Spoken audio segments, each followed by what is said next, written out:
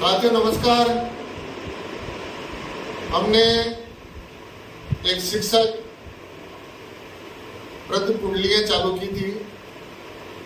उसी श्रृंखला को आगे बढ़ाते हुए हम एक और कुंडली लेकर के आए हैं।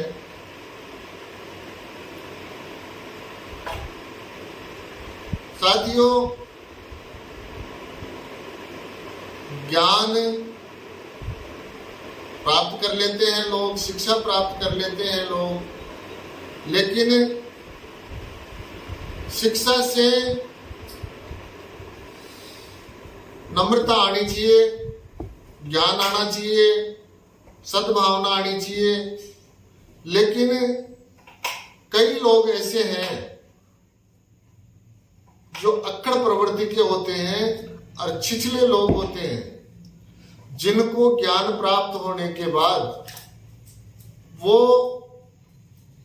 ऐसे अकड़ जाते हैं कि जैसे मेरे जैसा तो कोई इस दुनिया में है ही नहीं, मेरे जैसा पद नहीं है, मेरे जैसा ज्ञानी नहीं है, क्योंकि मैंने तो बहुत पढ़ाई करी।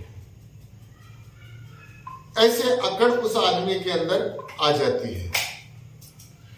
एक छोटा सा दृष्टांत, एक वकील साहब एक ट्रेन के अंदर सफर कर रहे थे, तो एक छोटा सा गांव का आदमी भी उस ट्रेन के अंदर सफर कर रहा था।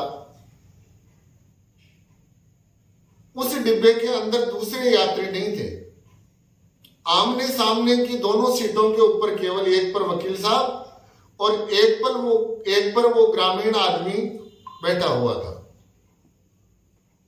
काफी दूर चलने के बाद के अंदर उस ग्रामीण आदमी से रहा नहीं गया और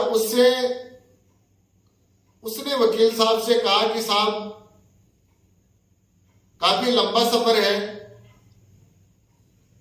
तो आप और हम कोई बातचीत करें तो अपना सफर भी कट जाएगा और टाइम भी कट जाएगा, समय का सदुपयोग हो जाएगा। वकील साहब पढ़ाई लिखाई की अकड़ में थे, पद के अकड़ में थे, और उस ग्रामीण को गुड़की देते हुए बोले कि आप जानते हो मेरे को मैं कौन हूं? जानते हो आप मेरे को? मैं हाई कोर्ट का वकील हूं और मेरे बोलने तक के भी पैसे लगते हैं। मैं बड़े बड़े फैसले यूं मिनटों के अंदर सुलटा देता हूं। मेरी दलीलों का किसी के पास कोई जवाब नहीं है। मैं इतना बड़ा वकील हूं और तुम ग्रामीण आदमी हो, मेरे से क्या बात करोगे? ग्रामीण ने हाथ जोड़ करके कहा कि साहब, बात तो आपकी सही है और आप कितने ही बड़े वकील हैं, लेकिन एक टाइम पास करने के लिए छोटी मोटी बात तो अपन चालू कर ही सकते हैं। अच्छा कि चलो ठीक है, लेकिन मेरे बोलने के पैसे लगते हैं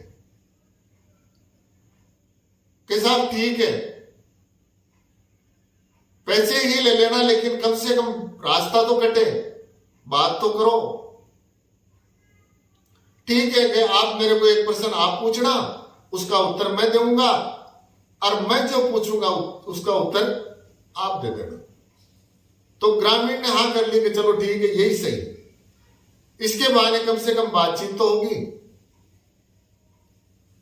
तो वकील साहब ने कहा कि भाई देखो, मैं क्वेश्चन पूछूंगा और आपसे अगर जवाब नहीं लगा तो आप मेरे को 50 रुपए दोगे, और आप अगर सवाल मेरे से पूछोगे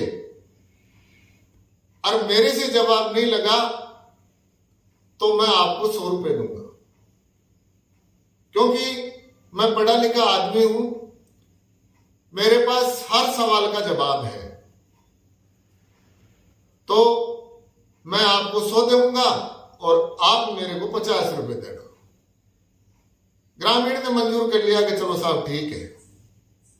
वकील साहब ने कहा कि भाई तुम अनपढ़ आदमी हो, गांव के आदमी हो, पहला क्वेश्चन आप ही करो। तो ग्रामीण कहने लगा कि साहब एक बात बताओ कि हमारे वहां जो गांव है वहां एक विचित्र जानवर होता है, उसके 20 तो पैर होते हैं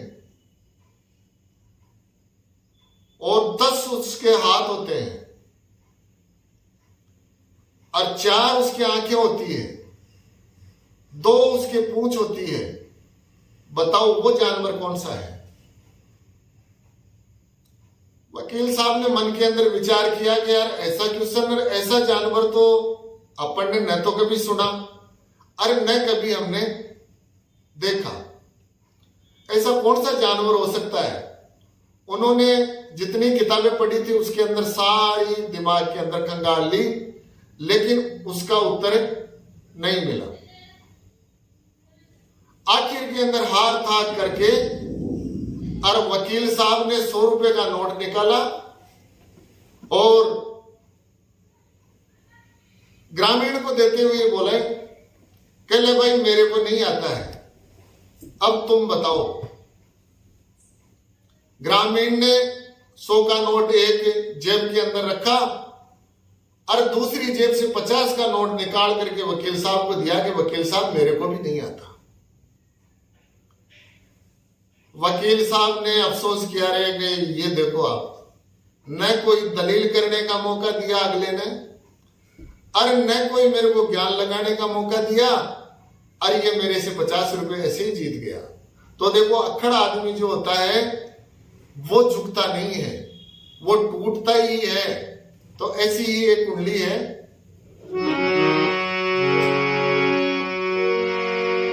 जी सूखा पेड़ मूर्ख नरे, सूखा पेड़ मूर्ख नरे तो कभी नहीं चाहोई, टूट जाए पर ना झुके तो अजमा देखो कोई, अजमा देखो कोई रहे करड़ा का करड़ा, अरड़ जाए आकाश झुके नहीं पोला परड़ा। आम और विद्वान नरे सदा झुकेंगे दोई, परमानंद पढ़ देख लो तो ग्रंथों में सबको। आम और विद्वान नर झुकते हैं, छिछला आदमी, पामर आदमी, वो हमेशा अपनी अकड़ के अंदर रहता है। तो साथियों, शिक्षा ऐसी ग्रहण भी मत करो कि आपके अंदर अहमता आ जाए, शिक्षा ऐसी ग्रहण करो कि नम्रता आ जाए। हमें शिक्षा के साथ साथ नम्रता को फैलाना है, अहमता को नहीं फैलाना है। साथियों, सब पढ़ो और पढ़ाओ, शिक्षा का प्रसार करो ताकि हमारे समाज के अंदर जागृति आए।